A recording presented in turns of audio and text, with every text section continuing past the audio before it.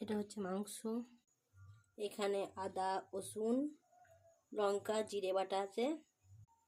এখানে পেঁয়াজ আছে, কাঁচা লঙ্কা আছে, টমেটো আছে আর ধনেপাতা আছে। প্রথমে পরিমাণ মতন তেল দেবো, তারপর পেঁয়াজগুলো সব দিয়ে দেবো। তার পেঁয়াজগুলো একটু লাল লাল করে ভেজে নেব। একটু লাল লাল করে ভাজা হয়ে গেছে। কেটে রাখা কাঁচা লঙ্কাগুলো দিয়ে দিলাম, একটু নেড়ে নেব।